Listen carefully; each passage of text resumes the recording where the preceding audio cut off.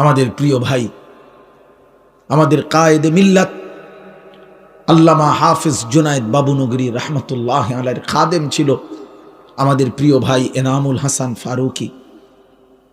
এই যুবক তাগড়া জোয়ান যুবক ছিল, এমন সুন্দর বলিষ্ঠ যুবক ছিল। হাটহাজারী মাদ্রাসার হুজুরের খাদেম ছিল সে। ওরে এই গত ফেসিস্ট বেঈমান, এই নাফরমানরা জেলখানার নির্মম সুডুমার নির্যাতনের রিমান্ডে জীবনের তরে তারে পঙ্গু বানায় দিয়েছে।